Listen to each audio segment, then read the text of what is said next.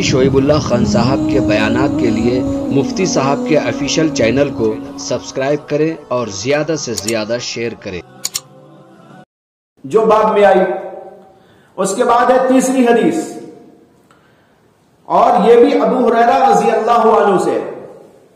وہ فرماتے ہیں ما من اصحاب النبی صلی اللہ علیہ وسلم احد اکثر حدیثا عنہ منی الا ما كان من عبد الله بن عمرو فانه كان يكتب ولا اكتب۔ حضرت ابو ہریرہ کہتے ہیں صحابہ میں سے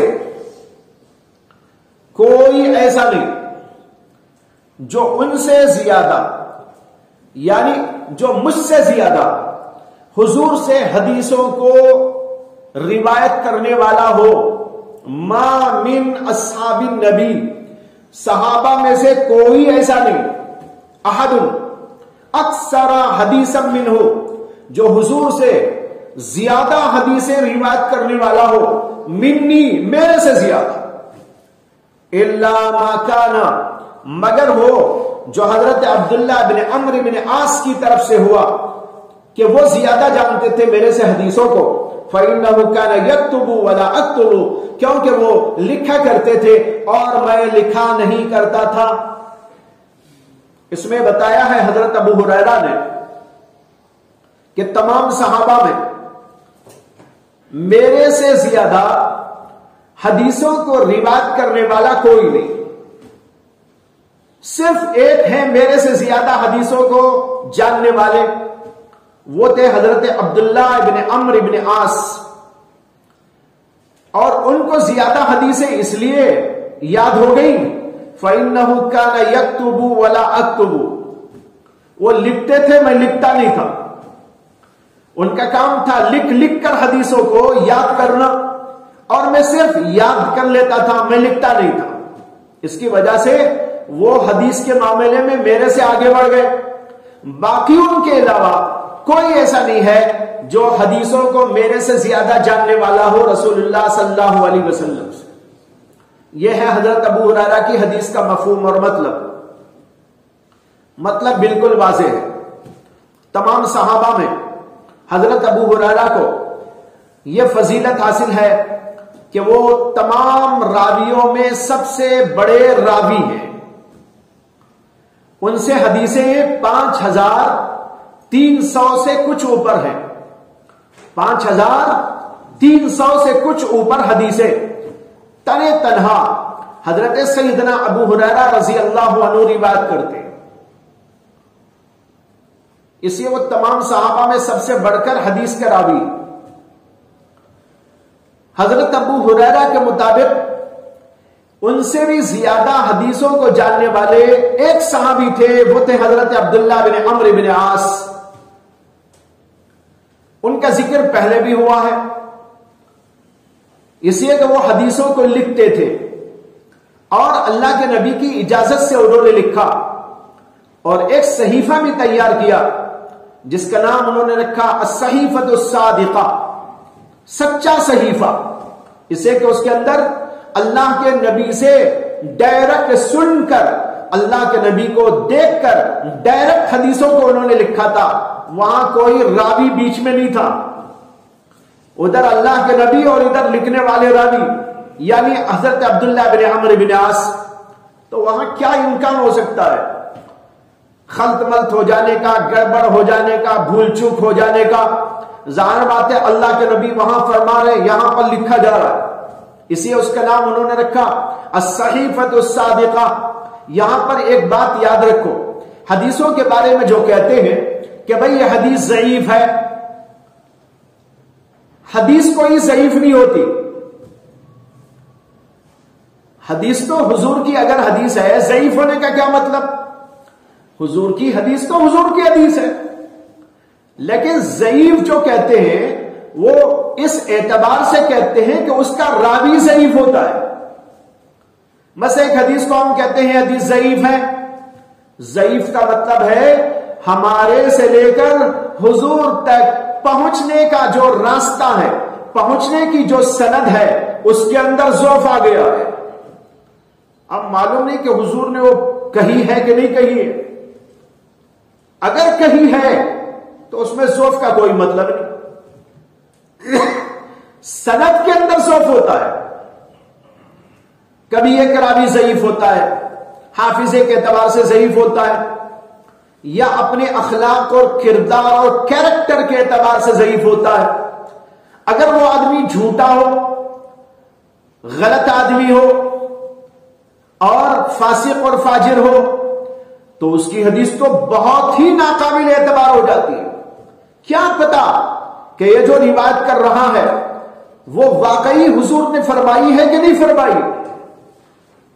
اس لیے کہ ایسا آدمی جھوٹ بھی تو بول سکتا ہے، یہ فاسق آدمی ہے، فاجر آدمی ہے، غلط کار آدمی ہے، گڑبڑ کرنے والا آدمی ہے، یا اس کے حافظے کے اندر ضعف اور کمزوری ہے.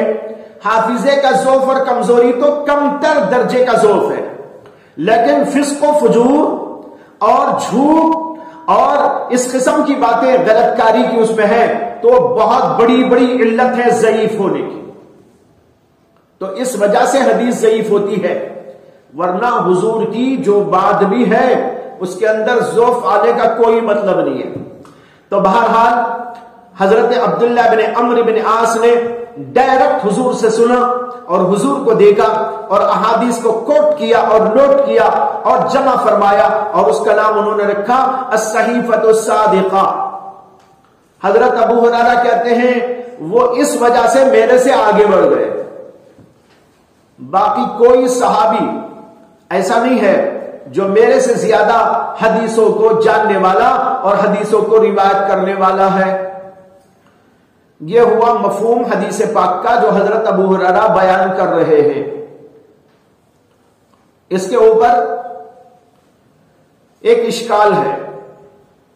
اشکال یہ ہے کہ اس کے اندر آتا ہے کہ حضرت ابو ہریرہ نے کہا کہ عبداللہ بن عمرو میرے سے بھی زیادہ حدیثوں کو جاننے والے. حالانکہ حضرت ابو ہریرہ سے جو حدیثیں آئی ہیں اور آج ہم تک پہنچی ہوئی ہیں ان کی تعداد ہے جو علماء نے بیان کی 5300 سے اوپر. اس کے مقابلے میں حضرت عبداللہ بن عمرو بن عاص سے جو احادیث کتابوں میں مروی ہیں جن کو علماء نے گن کر بیان کیا ہے ان کی تعداد ہے 8 سے 900 تک. 8 سے 900 تک پورے ذخیرے حدیث میں.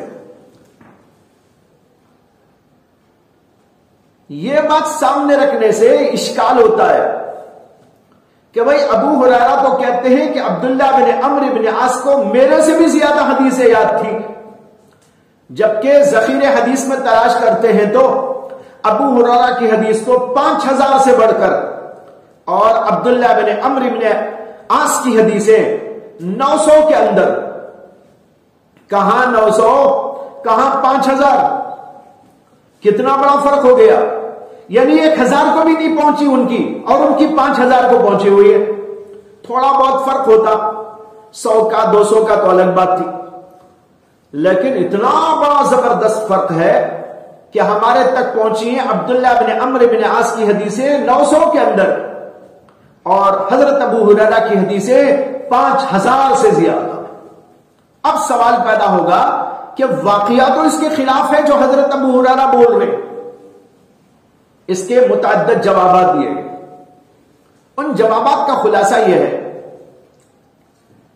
کہ اصل بات یہ ہے کہ ابو ہریرہ رضی اللہ عنہ نے جو دیکھا تھا اور ان کے علم میں بات آئی اس کو انہوں نے بیان کیا ہے کہ میرے سے بھی زیادہ حدیثوں کے جاننے والے حضرت سیدنا عبداللہ بن عمرو بن عاص تھے. اس لیے کہ وہ لکھتے تھے میں لکھتا، لیکن اب ہمارے تک جو آئی ہیں حدیثیں ان میں ابو ہریرہ کی زیادہ ہیں اور عبداللہ بن عمرو بن عاص کی کم ہیں. تو یہ ان کی کم ہو جانے اور ان کی بڑھ جانے کی مختلف وجوہات ہیں. ایک وجہ یہ ہے کہ ابو ہریرہ رضی اللہ عنہ اپنی پوری زندگی حدیثوں کی روایت کرنے اور لوگوں کو سنانے اور بتانے اور اس کی تعلیم دینے میں لگے رہے. لیکن حضرت عبداللہ بن عمرو بن عاص کا خاص مزاج اور خاص ذوق تحدیث اور روایت نہیں، ان کا خاص ذوق تھا عبادت اور ریاضت. بس وہ عبادت کرتے رہتے تھے، روزوں پر روزے رکھتے چلے جاتے تھے، دن بھر عبادت، رات بھر ریاضت، مجاہدہ، اسی کے اندر ان کا زیادہ ذوق تھا. آپ نے وہ حدیث غالباً مجھ سے بھی سنی ہوگی جس میں آتا ہے کہ حضرت عبداللہ بن عمرو بن عاص رضی اللہ عنہ جب ان کی شادی ہوئی، ان کے والد حضرت عمرو بن عاص نے ان کی شادی کی. ان کے یہ بیٹے حضرت عبداللہ بن عمرو بڑے عبادت گزار، رات بھر عبادت کرتے، روزوں پر روزے رکھتے چلے جاتے. اس کے علاوہ کسی اور طرف ان کا کوئی ذہن نہیں. شادی ہونے کے بعد چند دن کے بعد انہوں نے اپنی بہو کو پوچھا کہ کیسے گزر رہی ہے، تو انہوں نے دبے دبے الفاظ کے اندر کہا کہ ان کا حال تو یہ ہے کہ دن بھر روزہ رکھتے ہیں، رات بھر مصلے پہ کھڑے رہتے.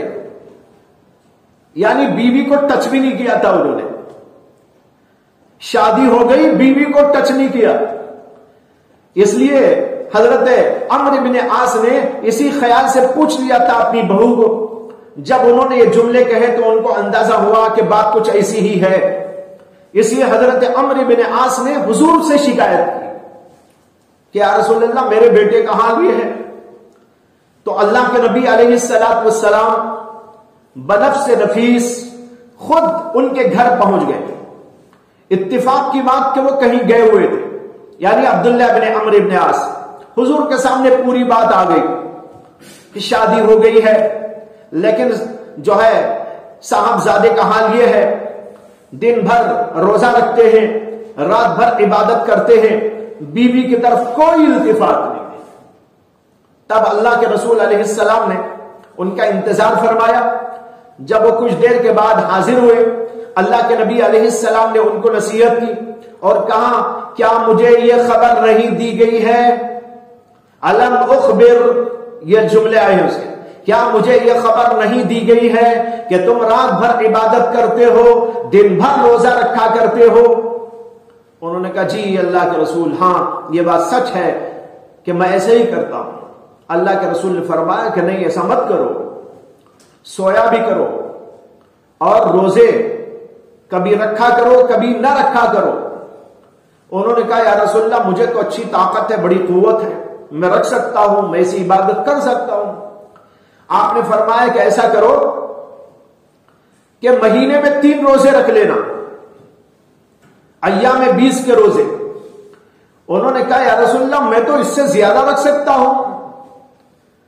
آپ نے اس کے بعد میں کہا پھر تو صوم داؤدی رکھ لیا کرو. صوم داؤدی یہ ہے کہ ایک دن روزہ ایک دن چھوڑ دیا کرو. انہوں نے کہا یا رسول اللہ میں اس سے بھی زیادہ طاقت رکھتا ہوں.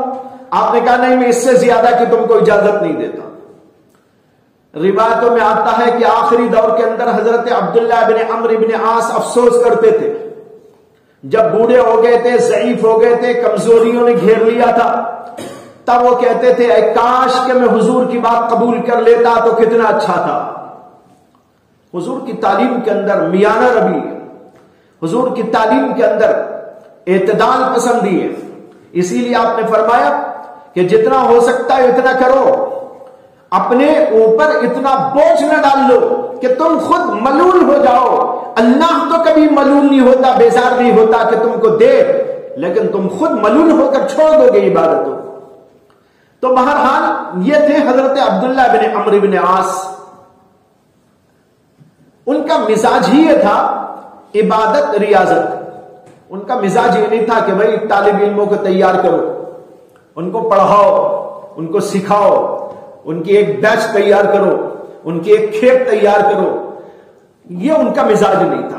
مزاج الگ الگ ہوتے ہیں، کسی کا مزاج ویسا ہوتا ہے، کسی کا مزاج ایسا ہوتا ہے.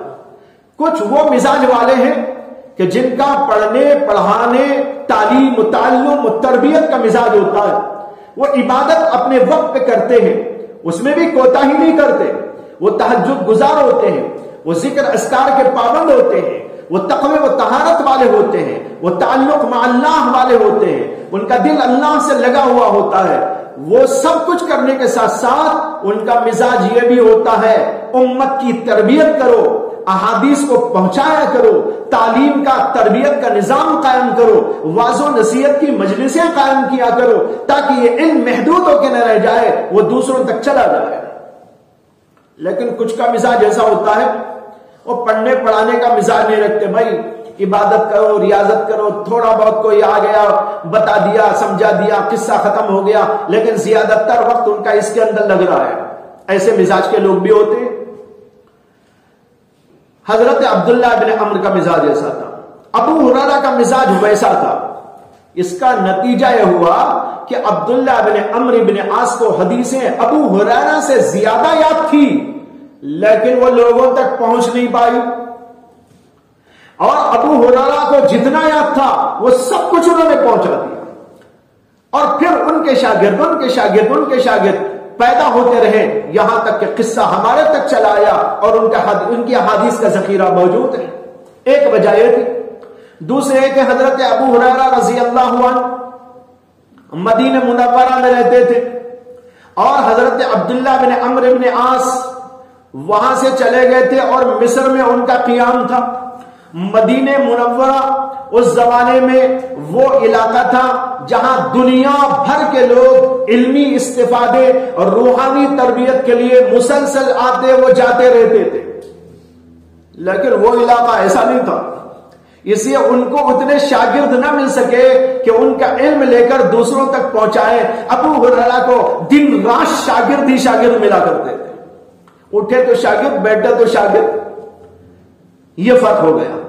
تو ایک تو ان کے مزاج کا فرق تھا، دوسرے واقعاتی یہ فرق تھا کہ واقعے میں ان کو زیادہ شاگرد مل گئے اور ان کو اتنے شاگرد نہ مل سکے کہ ان کے علم کو لے کر وہ دوسروں تک پہنچا سکے، اس لیے ان کی احادیث میں جو ہے کمی واقع ہو گئی اور ابو ہریرہ کی پوری حدیثیں منتقل ہو کر ہمارے تک پہنچ گئی۔ یہ بنیادی وجوہات ہیں جس کی وجہ سے یہ فرق پیدا ہوا، ورنہ جانکاری کے اعتبار سے جیسے حضرت ابو ہریرہ فرما رہے میرے سے زیادہ وہ جانتے تھے۔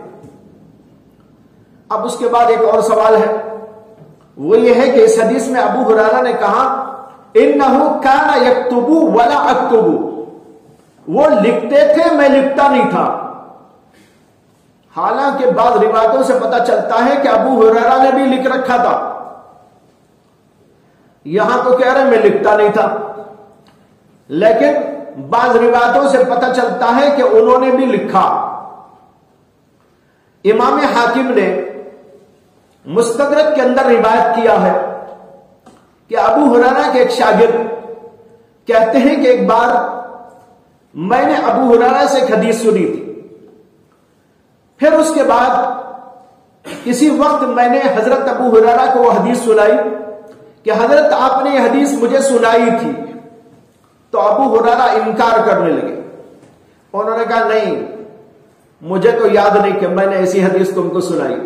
حالانکہ ان کا حافظہ کتنا زبردست تھا، اتنا زبردست حافظہ کہ صحابہ میں بھی وہ ایک عجیب اور نادر مثال تھے اس کی، لیکن یہاں بھول گئے۔ کہتے ہیں کہ ابو ہریرہ نے صاف انکار کر دیا اور کہا نہیں یہ حدیث میں نے نہیں سنائی، تم نے کسی اور سے سنی ہوگی، میں نے نہیں سنائی۔ شاگرد نے بار بار اصرار کیا کہ نہیں حضرت میں نے آپ ہی سے سنی ہے، میں نے آپ ہی سے سنی ہے۔ تو اس پر حضرت ابو ہریرہ رضی اللہ عنہ فرمانے لگے اگر میں نے یہ حدیث تم کو سنائی ہے تو ضرور میرے صحیفے اور مکتوبے میں ہوگی۔ پھر اس کے بعد اندر گئے، اپنا صحیفہ اٹھا کے لے آئے اور اس کے اندر چھاننے لگے، ادھر ادھر اور آپ کو الٹ پلٹ کرنے کے بعد ایک جگہ پر وہ حدیث ان کو مل گئی۔ تب حضرت ابو ہریرہ نے ان سے کہا ہاں یہ حدیث میں نے تم کو سنائی، میرے ذہن سے نکل گئی، لیکن میں نے کہا تھا نا اگر میں نے تم کو حدیث سنائی ہے تو میری کتاب میں ہوگی، دیکھو یہاں پر لکھی ہوئی ہے۔ اس کو حاکم نے روایت کیا۔ اب یہاں سوال کھڑا ہو گیا کہ بھائی ابو ہریرہ خود ہی یہ کہہ رہے ہیں لا اکتب، میں لکھتا نہیں تھا، اور یہاں خود ہی کتاب کھول کے بتا رہے ہیں، اور یہ بھی کہہ رہے ہیں جو کچھ میں نے روایت کیا ہے وہ یہاں موجود، اگر میں نے تم کو بتائی ہے حدیث تو اس میں لکھی ہوئی ہوگی۔ تو اس کا مطلب ہے 5300 سے اوپر جو حدیثیں وہ بیان کرتے تھے وہ سب کچھ اس صحیفے میں انہوں نے لکھ رکھا تھا۔ اب دونوں باتوں میں ٹکراؤ ہو گیا۔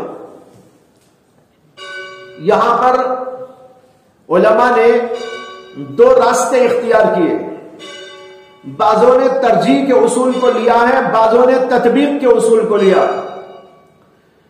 جو حضرات ترجیح کے اصول پر گئے انہوں نے کہا کہ یہ حدیث جو بخاری میں ہے یہ تو اعلیٰ درجے کی صحیح ہے، جس میں ابو ہریرہ کہتے ہیں لا اکتب، میں لکھا نہیں کرتا تھا، اور حاکم کی مستدرک کے حوالے سے جو حدیث ابھی ذکر کی گئی جس میں ان کے مکتوبے اور صحیفے کا ذکر موجود ہے وہ سند کے اعتبار سے ضعیف روایت ہے، لہذا اس کو ترجیح ہوگی اور اس کو ردی کی ٹوکری میں ڈال دیا جائے گا اور کہا جائے گا کہ بھائی وہ کسی غلط فہمی کا نتیجہ ہے، کسی راوی کی گڑبڑ کا نتیجہ ہے، اور یہاں پر جو حدیث ہے یہ بے غبار ہے سند کے اعتبار سے، اعلیٰ ہے سند کے اعتبار سے، لہذا معلوم ہوا ابو ہریرہ لکھا نہیں کرتے تھے، لکھنے کی حدیث وہ ضعیف حدیث ہے۔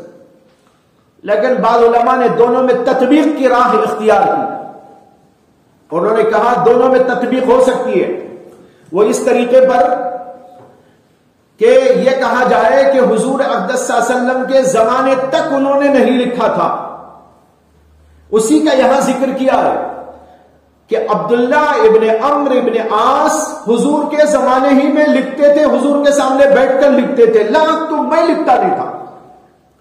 اور یہ جو مستدرک کی حدیث ہے اس کا مطلب یہ ہے کہ حضور کے زمانے کے بعد انہوں نے احتیاطاً لکھ کر رکھ لیا تھا،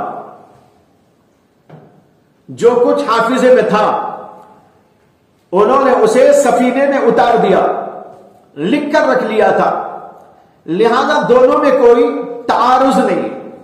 یہ بھی اپنی جگہ صحیح ہے، حضور کے زمانے میں لکھتا نہیں تھا، اور پھر جو لکھتے تھے وہ بعد کے زمانے میں لکھ کر رکھ لیا احتیاطاً، اسی کو انہوں نے اس وقت میں دکھایا اور کہا کہ بھائی اگر میں نے روایت کی ہے تو میرے صحیفے میں ضرور ہوگی، یہ بعد کا لکھا ہوا ہے، اس یہ کیا تعارض کی بات ہے۔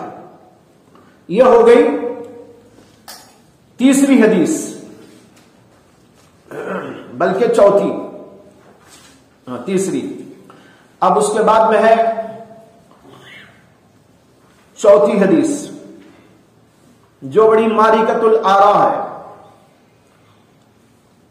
اور یہ آئی ہے حضرت ابن عباس سے۔ ابن عباس کہتے ہیں لما اشتد بالنبی صلی اللہ علیہ وسلم وجعہ، جب اللہ کے نبی علیہ الصلوۃ والسلام پر بیماری بہت شدید ہو گئی، وجعہ بیماری، درد کی شکایت بہت شدید ہو گئی، یہ آپ کی آخری زندگی کا واقعہ ہے۔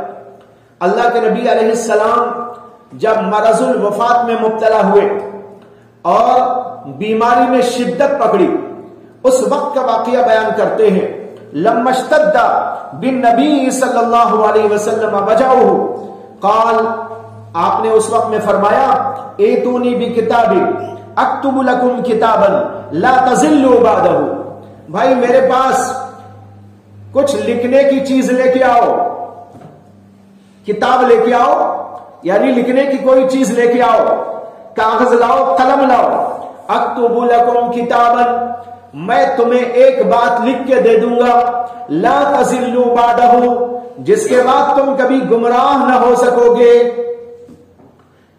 اللہ کے نبی علیہ السلام مرض الوفات میں فرما رہے کہ کوئی کتاب لاؤ، کاپی لاؤ، کاغذ لاؤ، میں کچھ لکھ کے دے دوں گا، اس کے بعد تمہارے گمراہ ہونے کا کوئی اندیشہ نہ ہوگا۔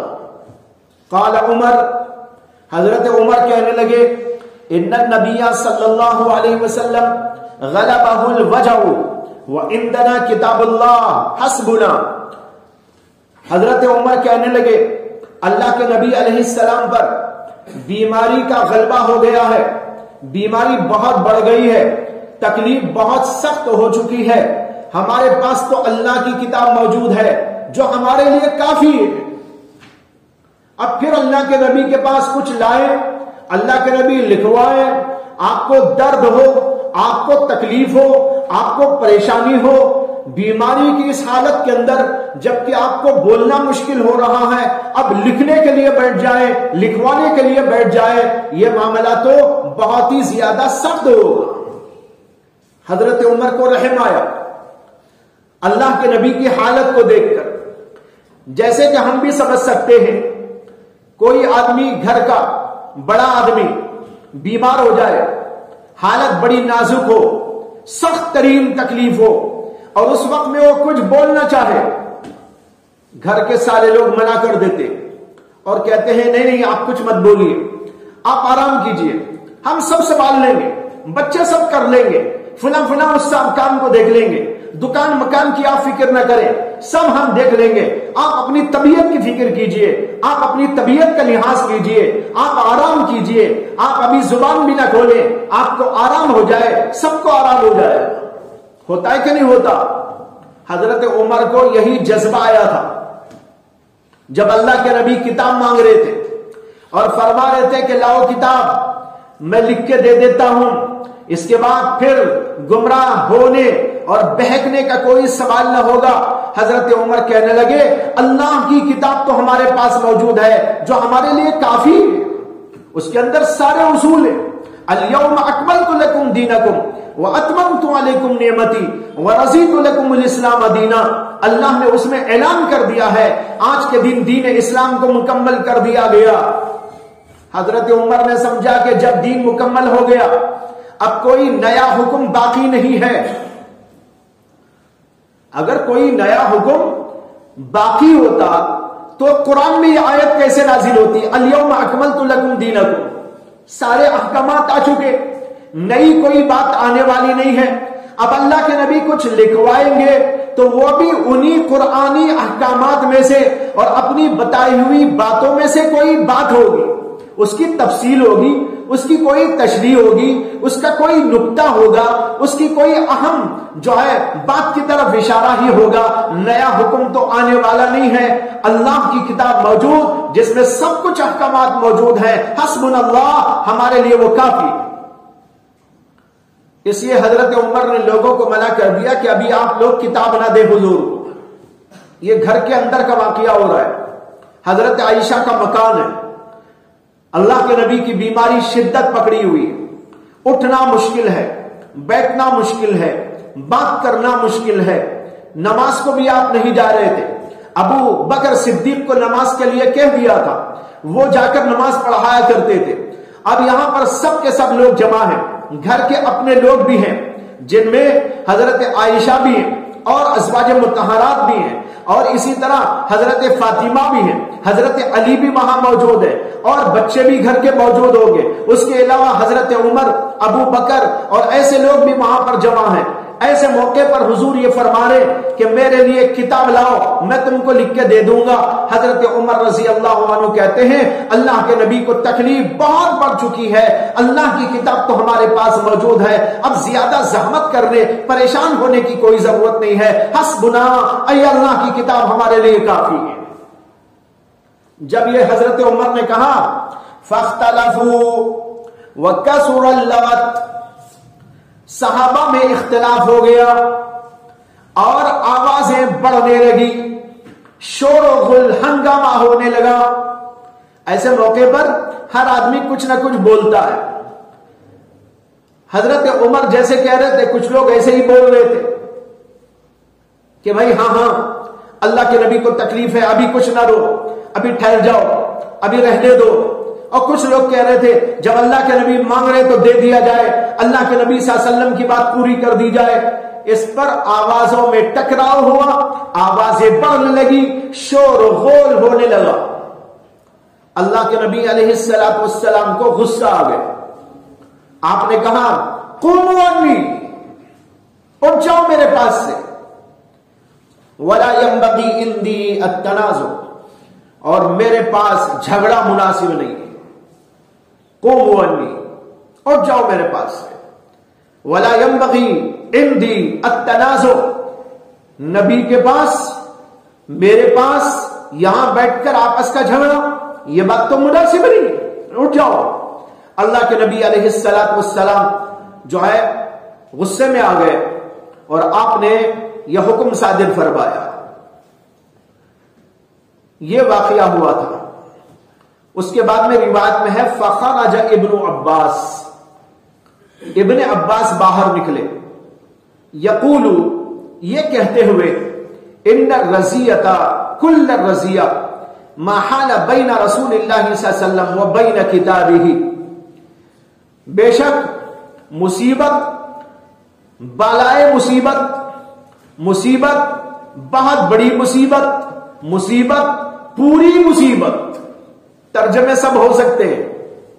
ان الرزیہ، رزیہ کے معنی مصیبت، کل الرزیہ مصیبت بالائے مصیبت، مصیبت پوری مصیبت، مصیبت بہت بڑی مصیبت یہ ہے جو اللہ کے رسول اور آپ کے کتابت کرنے کے درمیان میں بات حائل ہو گئی. یہ بڑی مصیبت ہو گئی.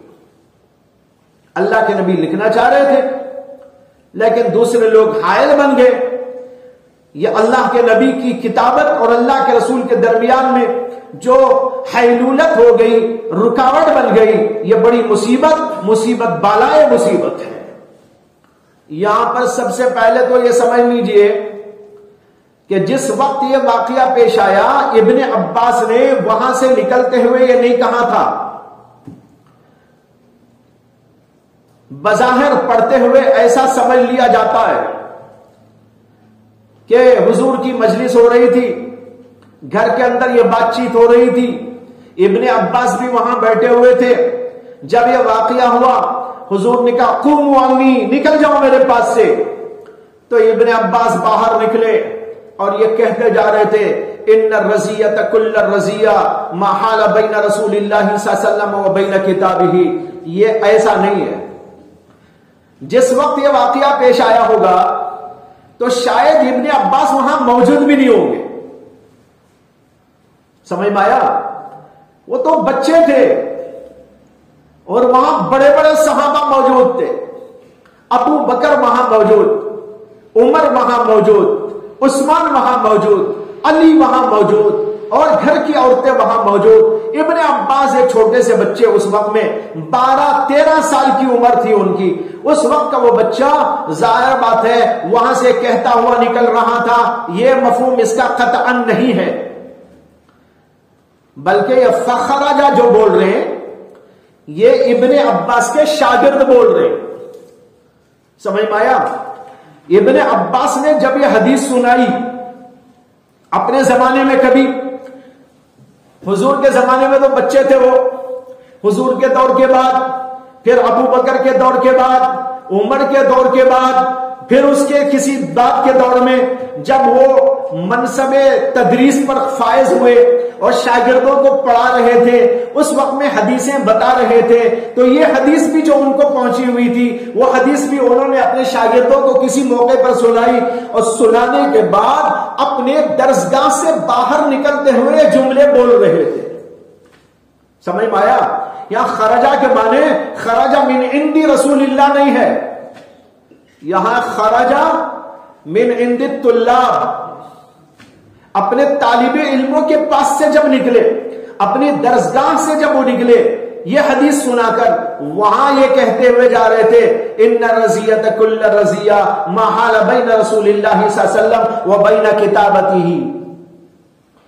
یہاں پر ان سے روایت کرنے والے عبید اللہ ابن عبداللہ ہیں، وہ اس کو بیان کر رہے. یہ کون سے زمانے میں کب ہوا معلوم نہیں، یہ خرجہ کا واقعہ اور یہ واقعہ حضور کے آخری دور میں پیش آیا. اس لیے دونوں میں ایسا جوڑنا پیدا کر لیجئے کہ آپ یہ سمجھے یہاں حضور نے فرمایا اور قوموا عنی کہتے ہی ابن عباس نکلتے ہوئے بول رہے تھے، یہ مطلب قطعاً درست نہیں. تو کبھی ہوا تھا اب جیسے مثلا میں آپ کو یہ پڑھاؤں اور پڑھاتے پڑھاتے ایسا کوئی جملہ بول کے نکلوں تو یہ اب کا واقعہ ہے، اسے اس حدیث کے ساتھ جوڑ دے کر اس زمانے سے جوڑنے کا مطلب کچھ نہیں ہوتا۔ اسی طرح ابن عباس کسی زمانے میں یہ بولے تھے، جب یہ وضاحت ہو گئی اب اس کے بعد اس حدیث کے مندرجات پر غور کرنا ہے۔ جیسے کہ عرض کر چکا ہوں کہ اللہ کے نبی علیہ الصلوۃ والسلام اپنے مرض الوفات میں جب بیماری سخت ہو گئی یہ فرمایا تھا موجودہ صحابہ کرام سے جو وہاں موجود تھے، اس میں گھر والے بھی تھے، حضرت عائشہ کا مقام تھا، ازواج مطہرات سب وہیں جمع ہو گئی تھی، باہر سے آنے والے یہ صحابہ ابو بکر، عمر، عثمان وغیرہ وغیرہ، حضرت علی یہ بھی وہاں موجود تھے۔ اس وقت اللہ کے نبی علیہ السلام نے یہ چاہا کہ ایک بات لکھ کر ان کو دے دی جائے تاکہ آگے چل کر کوئی پریشانی نہ ہو۔ اب سوال یہ ہے کہ اللہ کے نبی علیہ السلام اس وقت کیا لکھوانا چاہتے تھے؟ کسی حدیث کے اندر یہ بات آئی نہیں کہ اللہ کے نبی کیا لکھوانا چاہتے تھے۔ البتہ علماء اور بعد کے دور کے شراح نے اس میں مختلف احتمالات کا اظہار کیا ہے۔ ہو سکتا ہے کہ یہ لکھوانا چاہتے ہو سکتا ہے کہ یہ بات لکھوانا چاہتے تھے۔ ایک احتمال یہ ہے کہ اللہ کے نبی علیہ الصلوۃ والسلام اپنے بعد خلافت والے مسئلے کو طے کر دینا چاہتے تھے کہ میرے بعد میرا خلیفہ کون ہوگا، اور آپ حضرت ابو بکر صدیق کو اپنا خلیفہ مقرر کرنا چاہتے تھے۔ ایک احتمال یہ ہے، اور اس احتمال کی تائید بخاری اور مسلم کی ایک حدیث سے ہوتی ہے جو حضرت عائشہ صدیقہ رضی اللہ تعالی عنہا سے مروی، اور یہ حدیث بخاری میں بھی ہے۔ بخاری میں کتاب الاستخلاف آئے گا، وہاں پر یہ حدیث آپ کو ملے گی، اور امام مسلم نے بھی اس حدیث کو درج کیا ہے اپنی صحیح کے اندر، اور علماء نے بھی۔ حضرت عائشہ صدیقہ رضی اللہ تعالی عنہا فرماتی ہیں کہ نبی اکرم صلی اللہ علیہ وسلم نے مجھ سے فرمایا کہ بھائی ابو بکر کو بلا لو اور ان کے بیٹے عبد الرحمن کو بھی بلا لو، میرے بعد ان کا نام لکھ دو اور میں اس کی وصیت کر دوں کہ میرے بعد میرے جانشین یہ ہوں گے، تاکہ کوئی تمنا کرنے والا اس کے بعد کوئی تمنا نہ کرے، کوئی کہنے والا کوئی بات نہ کہے، اس لیے میں اس کو لکھ دینا چاہتا ہوں۔ یہ حدیث بخاری اور مسلم کی صحیح ترین حدیث ہے۔ اس سے معلوم ہوتا ہے کہ اللہ کے نبی علیہ الصلوۃ والسلام حضرت ابو بکر صدیق کے بارے میں وصیت کر دینا چاہتے تھے، بتا دینا چاہتے تھے، اس کے لیے ان کے بیٹے کو بھی گواہ بنا دینا چاہتے تھے، اس لیے آپ نے فرمایا تھا کہ ان کو بلا لو۔ اس کے بعد کیا ہوا، واقعہ ہوا نہیں ہوا، وہ تو اس حدیث کے اندر موجود نہیں، لیکن اس سے یہ اندازہ ہوتا ہے کہ آخری عمر میں جیسے وہ آپ اس وقت بول رہے تھے، اس وقت بھی شاید یہی مسئلہ ہوگا کہ اللہ کے نبی یہ چاہتے تھے کہ لکھ دیا جائے تاکہ گمراہ نہ ہو، لا تضلوا بعدہ۔ اور گمراہی کا مطلب یہ ہے جیسے کہ شیعہ لوگ آج تک بھی اس سلسلے میں گمراہی کے شکار ہیں، اور وہ حضرت ابو بکر صدیق کے بجائے حضرت علی رضی اللہ تعالی عنہ کو خلیفہ قرار دینے اور خلیفہ بلا فصل قرار دینے کی بات کہتے رہتے ہیں۔ اس کے لیے حضور نے فرمایا ایک احتمال یہ ہے۔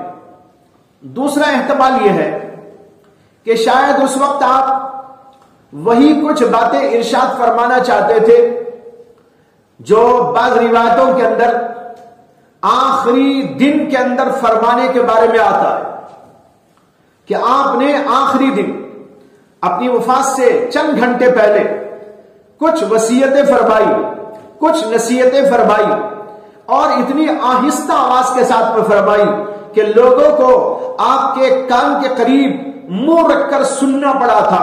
اس کے اندر نمازوں کی پابندی کے بارے میں فرمایا، عورتوں کے حقوق کی پاسداری کے بارے میں فرمایا، غلام اور باندیوں کے ساتھ اچھا سلوک کرنے کے بارے میں فرمایا، اور اسی طریقے پر اسامہ بن زید کو جو امیر لشکر مقرر کیا گیا تھا اس کو بھیجنے کے لیے ارشاد فرمایا۔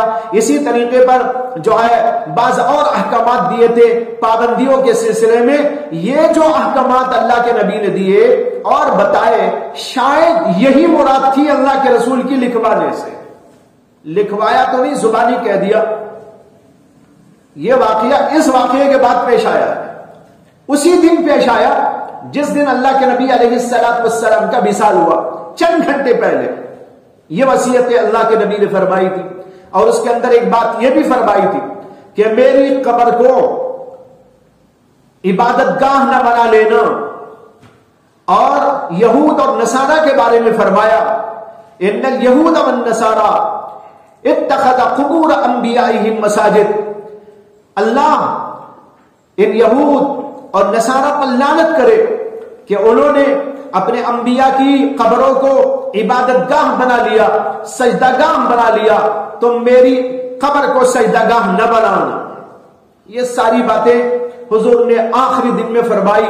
بعض علماء کا رجحان یہ ہے کہ لکھوانے کی بات اللہ کے نبی کے ذہن میں یہی تھی، آپ یہ لکھوانا چاہتے تھے۔ بہرحال مختلف احتمالات ہیں، لیکن کسی حدیث میں واضح طور پر یہ نہیں ملتا کہ اللہ کے نبی اس موقع پر کیا لکھوانا چاہتے تھے۔ یہ دوسری احادیث کی روشنی میں احتمالات ہیں، صحیح بھی ہو سکتے ہیں اور یہ بھی ممکن ہے کہ یہ احتمالات نہ ہو اور اللہ کے نبی کچھ اور بتانا چاہتے ہیں۔ ایک بات تو یہ ہو گئی۔ اس کے بعد اس حدیث میں دوسری بات یہ ہے کہ حضرت عمر نے کہا ان النبی صلی اللہ علیہ وسلم غلبہ الوجع وعندنا کتاب اللہ حسبنا۔ اللہ کے نبی پر بیماری نے شدت اختیار کر لی ہے، ہمارے پاس اللہ کی کتاب موجود ہے، ہمارے لیے کافی۔ مطلب یہ ہے اللہ کے نبی کو اس وقت تکلیف نہ پہنچائی جائے۔ اس کا مطلب میں پہلے واضح کر چکا ہوں کہ جب کوئی آدمی بیماری کی شدت کے حال میں ہوتا ہے اور وہ اس وقت کچھ بولنا چاہتا ہے، کچھ کام کرنا چاہتا ہے، کچھ بتانا چاہتا ہے، تو گھر کے لوگ یہی انداز اختیار کرتے ہیں۔ سب یہی کہتے ہیں نہیں آپ آرام کیجیے، ہم دیکھ لیں گے، بچوں کو ہم دیکھ لیں گے، دکان مکان کو ہم دیکھ لیں گے، آپ کے مسائل کو ہم حل کر لیں گے، آپ اپنی طبیعت کا لحاظ کیجیے، آپ اپنی طبیعت کی طرف دھیان دیجیے، سارے مسئلے حل ہو جائیں گے۔ اس کو یوں ہی تسلی دی جاتی ہے۔ حضرت عمر نے بھی یہی کیا تھا۔ یہاں پر شیعہ لوگ حضرت عمر رضی اللہ عنہ پر ان جملوں کی وجہ سے کفر کا فتویٰ لگاتے ہیں اور کہتے ہیں اللہ کے نبی نے حکم دیا تھا ایتونی بکتاب اکتب لکم کتابا۔ حضرت عمر اس میں آڑ بن گئے، انہوں نے کتاب دینے کے لیے لوگوں کو روک دیا اور یہ کہہ دیا کہ اللہ کی کتاب ہمارے پاس موجود ہے جو کافی ہے۔ یہ لوگ کہتے ہیں اللہ کے نبی کے حکم کو ٹھکرانا لازم آیا جو کفر ہے۔ حضرت عمر نے حضور کی بات کو ٹھکرا دیا اور اللہ کے نبی کو لکھنے نہ دیا جو لکھوانا چاہتے تھے۔ اور پھر اسی کے ساتھ ان لوگوں کا خیال یہ ہے کہ اللہ کے نبی علیہ السلام جو اس وقت لکھوانا چاہتے تھے وہ حضرت علی کے خلافت کے بارے میں لکھوانا چاہتے تھے اور حضرت عمر اس میں رکاوٹ بننا چاہتے تھے تاکہ حضرت علی خلیفہ نہ بنے، اور ان کے اس کو روک دیا اور اللہ کے نبی صلی اللہ علیہ وسلم کی مخالفت کر ڈالی۔ یہ الزام اور بہتان حضرت عمر بن خطاب رضی اللہ تعالی عنہ پر شیعہ فرقے کی طرف سے لگایا جاتا ہے، لیکن ہمارے علماء نے اس کا جواب دیا۔ انہوں نے کہا کہ بھئی حضرت عمر ایک ہی تو یہ بات نہیں بول رہے تھے، اور لوگ بھی وہاں موجود تھے، تو ان لوگوں پر بھی فتویٰ لگنا چاہیے۔ اور پھر حضرت عمر بول ہی تو رہے تھے، تو حضرت علی بھی تو وہاں موجود تھے، تو حضرت علی شیر خدا ہونے کے باوجود حضرت عمر کو دھکا دے کر حضور اقدس صلی اللہ علیہ وسلم کی بات کو پورا کرنے کے لیے آگے کیوں نہیں بڑھے؟ وہ آگے بڑھتے، وہ تو گھر کے فرد تھے، اللہ کے نبی کے داماد تھے، اللہ کے نبی کے گھر کے آدمی تھے، ان کو چاہیے تھا کہ وہ آگے بڑھ کر کہتے نہیں اللہ کے رسول جو آپ فرما رہے ہم لا کر دیں گے، یہ لیجئے لکھ دیجئے۔ تو حضرت علی کہاں چلے گئے تھے، اور ازواج مطہرات کہاں چلی گئی تھی، اور گھر کے لوگ کہاں چلے گئے تھے، حضرت عباس کہاں چلے گئے تھے، حضرت جو ہے عباس کے اور بھائی وہ کہاں چلے گئے تھے؟ تو بھائیوں یہ معلوم ہوتا ہے کہ سب کے سب لوگ وہاں موجود ہونے کے باوجود بھی اللہ کے نبی علیہ السلام کے سامنے کوئی چیز لا کر پیش کرنے تیار نہیں ہوئے۔ تو الزام صرف حضرت عمر پر کیوں؟ حضرت عمر کے ساتھ علی پر بھی الزام آیا، تو علی پر الزام رکھنے تیار نہیں، عمر پر الزام رکھنے تیار۔ اور پھر جیسے کہ بتایا کفر تو اس وقت لازم آئے گا نا جب اللہ کے نبی کی بات کو ٹھکرایا جائے۔ یہ ٹھکرانا نہیں ہے، یہ ہمدردی ہے، یہ غمخواری ہے، اور یہ بھی ایک قسم کا اللہ کے نبی صلی اللہ علیہ وسلم سے بہترین سلوک ہے۔ نیت کے اوپر مدار ہے، حقائق کو دیکھنے کی ضرورت ہے۔ تو حضرت عمر رضی اللہ عنہ ایسے موقع پر وہی کر رہے تھے جو دنیا کا ہر فرد ایسے موقع پر کیا کرتا ہے، اسے اس کو کفر قرار دینا یہ انتہائی غلط بیان ہے۔ اور پھر اگر اسی کا نام کفر ہے کہ اللہ کے نبی کوئی بات کہیں اور اس کو نہ مانا جائے، تو پھر حضرت علی کرم اللہ تعالی وجہہ کے بارے میں آتا ہے کہ جب اللہ کے نبی علیہ السلام نے صلح حدیبیہ کے موقع پر معاہدہ تیار کرایا تھا اور اس میں لکھوایا تھا من محمد رسول اللہ، یہ معاہدہ ہے، ھذا ما صالح علیہ محمد رسول اللہ و اہل مکہ وغیرہ کے الفاظ تھے اس میں۔ یہ وہ مصالحت ہے، یہ معاہدہ ہے جو اللہ کے رسول محمد کے ساتھ مکے کے لوگوں کے درمیان میں واقع ہوا ہے۔ جب ان لوگوں نے اس کو پڑھا تو کافروں نے سب سے پہلے اسی پر اعتراض کیا۔ انہوں نے کہا اگر ہم آپ کو رسول اللہ مان لیتے تو جھگڑا کیا تھا؟ اختلاف تو اسی میں ہے کہ ہم آپ کو محمد بن عبداللہ کو مانتے ہیں، محمد الرسول اللہ نہیں مانتے۔ آپ رسول اللہ کو مٹا کر محمد بن عبداللہ لکھیے۔ اللہ کے رسول علیہ السلام نے حضرت علی سے کہا اس لیے کہ حضرت علی ہی نے لکھا تھا اسے۔ حضرت علی سے فرمایا علی رسول اللہ کو مٹا دو، اس کی جگہ پر ابن عبداللہ لکھ دو۔ حضرت علی کا جواب تھا یا رسول اللہ میں ہرگز نہیں مٹاؤں، میں ہرگز نہیں مٹاؤں گا، ہرگز میں ایسا کام کرنے والا نہیں ہوں، میں اللہ کا رسول آپ کو مانتا ہوں تو میں کیسے مٹاؤں؟ وہ اڑ گئے۔